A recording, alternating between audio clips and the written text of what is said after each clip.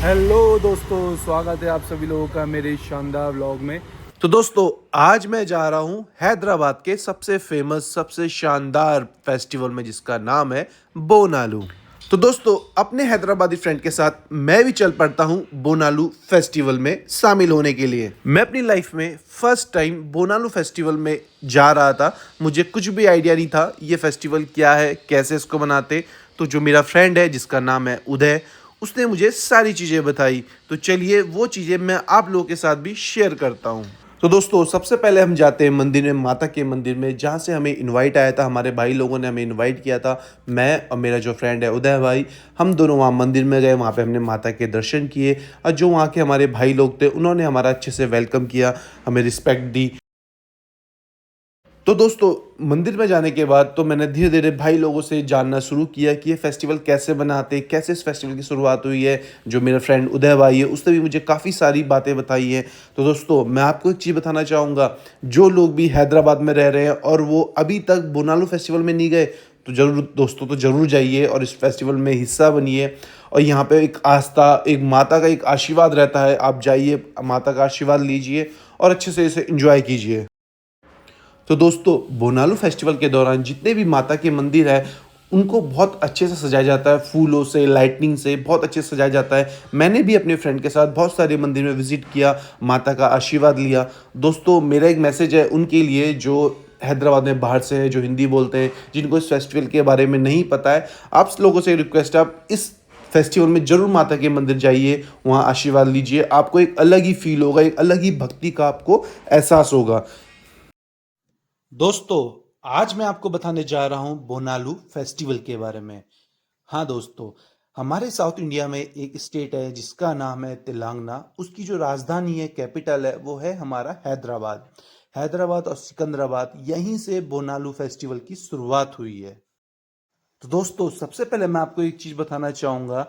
जो बोनालू है ये तेलंगाना का स्टेट फेस्टिवल भी है। जब 2014 में तेलंगाना आंध्र प्रदेश से अलग होके बना, उसके बाद गवर्नमेंट ने बोनालू को स्टेट फेस्टिवल का दर्जा भी दे दिया था। तो दोस्तों, सबसे पहले शुरुआत करते हैं कि बोनालू ये वर्ड, ये शब्द कहाँ से आया। ये शब्द आया है तेलुगु भाषा का जो वर्ड है भोजनालू, जिसका जिसका मीनिंग होता है भोजन, प्रसाद। ये वर्ड वहां से लिया गया है। तो दोस्तों, बोनालू फेस्टिवल की शुरुआत कैसे हुई है, तो अब मैं आपको इसके बारे में बताता हूँ। लोक गाथाओं के अनुसार 90s के टाइम में हैदराबाद और सिकंदराबाद में एक बहुत बड़ी महामारी फैली थी जिसका नाम था प्लेग। इस प्लेग के दौरान, इस प्लेग की वजह से यहाँ पे बहुत से लोग मर रहे थे और यहाँ पे बहुत तबाही फैल गई थी। तो दोस्तों, उसके बाद यहाँ के लोगों ने माँ काली की पूजा की, आराधना करी और उनसे निवेदन किया, उनसे उनकी पूजा करी और बोला कि हमें इस बीमारी से बचा लीजिए। और इस पूजा के बाद धीरे धीरे करके जो ये प्लेग बीमारी थी वो हैदराबाद सिकंदराबाद से खत्म हो गई। तो दोस्तों, इसकी एक गाथाएं एक ये भी है कि जो हैदराबाद और सिकंदराबाद की आर्मी थी, वो उज्जैन में महाकाली के दर्शन करने गई और वहां पे उन्होंने महाकाली की पूजा करी और उनसे बोला कि आप हमारे परिवार की रक्षा कीजिए। हैदराबाद में हमारे जो परिवार वाले हैं उनकी रक्षा कीजिए प्लेग से। वहां पे बहुत ज़्यादा महामारी फैल गई है और अगर आप हमारी रक्षा करेंगे तो हम आपकी मूर्ति को स्थापित करेंगे हैदराबाद में और सदा आपकी पूजा करेंगे। तो दोस्तों, जब प्लेग खत्म हो जाता है, महामारी खत्म हो जाती है माता रानी की आशीर्वाद से, काली माता के आशीर्वाद से, उसके बाद से ही लोग बोनालू फेस्टिवल सेलिब्रेट करने लग गए। माता रानी को एक तरफ से धन्यवाद देते हैं कि आपने हमारी रक्षा की और ऐसी रक्षा करते रहना आगे। इस बोनालू फेस्टिवल में एक लोक गाथाओं के अनुसार देवी रेणुका यलम्मा, इनकी भी पूजा की जाती है। ये भी एक शक्ति का रूप है और माना जाता है कि इस फेस्टिवल में लोग इनकी पूजा करते हैं और इनसे आशीर्वाद लेते हैं माता का, ताकि माता इनके परिवार की रक्षा कर सके और बाकी जो नेचुरल डिजास्टर है उनसे रक्षा कर सके, सुख समृद्धि बनी रहे घर हर परिवार में।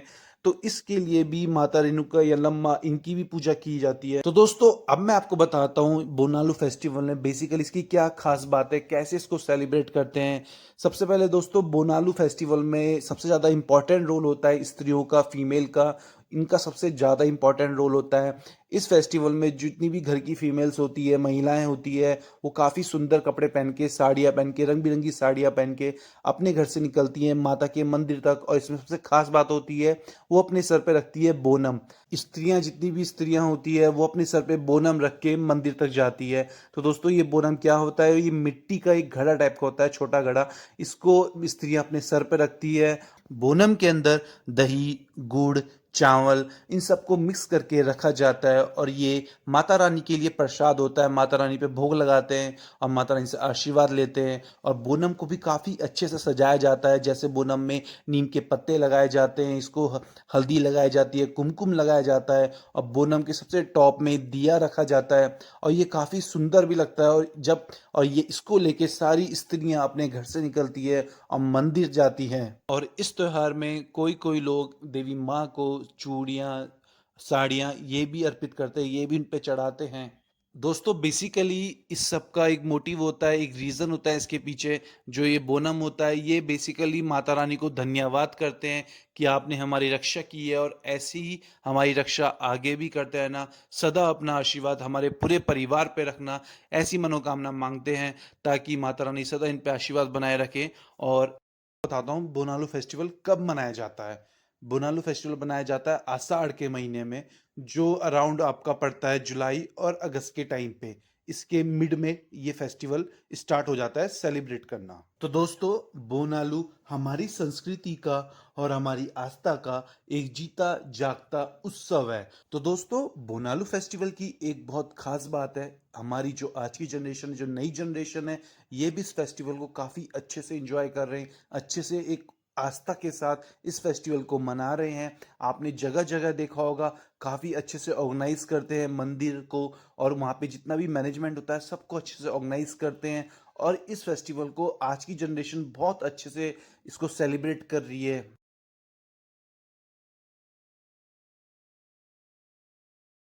हैदराबाद में एक टूरिस्ट प्लेस है, काफ़ी फेमस जगह है जिसका नाम है गोलकोंडा फोर्ट। वहाँ से बोनालू फेस्टिवल की शुरुआत हुई है। और आज के टाइम पे भी बोनालू फेस्टिवल गोलकोंडा फोर्ट में बहुत अच्छे से मनाया जाता है। वहाँ पे मेला लगता है, काफ़ी टाइम तक यहाँ पे मेला चलता है और यहाँ पे बहुत दूर दूर से लोग आते हैं और इस बोनालू फेस्टिवल को अच्छे से एंजॉय करते हैं। तो दोस्तों, अब मैं आपको बताता हूँ इस फेस्टिवल के सबसे इम्पोर्टेंट रोल, सबसे इम्पोर्टेंट किरदार, जिसका नाम है पोथराजू। हाँ दोस्तों, जिनको माता का भाई भी माना जाता है। तो दोस्तों, इस फेस्टिवल में जितने भी इंसान, मेल पुरुष, उनका किरदार ये होता है, वो पोथाराजू के वेश में बेसिकली एक नाटकीय रूप में उनको प्रेजेंट करते हैं लोगों के सामने। वो अपनी पूरी बॉडी पे हल्दी, सिंदूर और कमर पे घंटियां, छोटी छोटी घंटियां, और अपने पाँव पे घुंघरू पहनते हैं। तो दोस्तों, लोक गाथाओं में ये भी बोला जाता है, जो पोथराजू है वो प्रोटेक्टर है, वो गार्डियन है हमारी माता के। और लोगों की जो आस्था है, जो उनका बिलीफ है, वो काफ़ी ज़्यादा है पोथराजू पे। पोथराजू के हाथ में एक कोड़ा होता है और उसको फटकारते हैं। जब वो उसको फटकारते हैं तो उसका मतलब होता है कि वो बुराई का नाश कर रहे हैं, बुराई को दूर भगा रहे हैं। तो दोस्तों, लोक गाथाओं में ये भी बताया गया है कि पोथराजू माता के भाई हैं।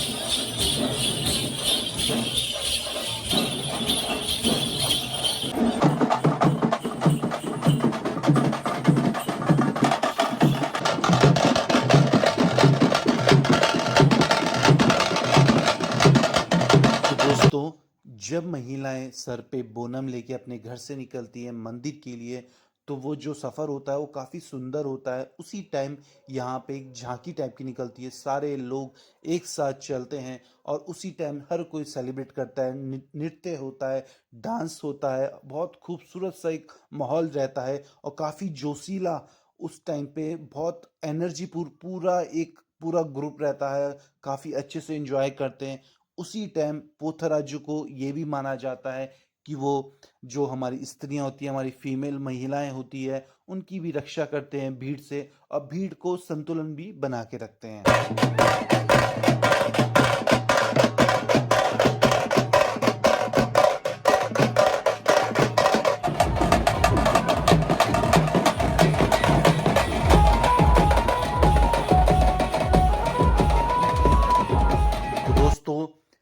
बोनालू फेस्टिवल सिर्फ पूजा पाठ तक सीमित नहीं है। ये फेस्टिवल की एक आस्था है, एक बिलीफ है, एक शक्ति है, एक पूरे समुदाय को एक साथ जोड़ती है। इसीलिए ये फेस्टिवल बहुत यूनिक है, बहुत शानदार है, बहुत दमदार है। तो दोस्तों, जैसे कि मैंने आप लोगों को बताया, हैदराबाद के लोग, सिकंदराबाद के लोग इस फेस्टिवल को एक आस्था के तौर में और एक बिलीफ के साथ बहुत अच्छे से सेलिब्रेट करते हैं। इसीलिए तेलंगाना की गवर्नमेंट इस फेस्टिवल को सपोर्ट करती है और लोगों को एक दिन का हॉलीडे देती है, ताकि यहाँ के लोग इसको अच्छे से सेलिब्रेट कर पाए।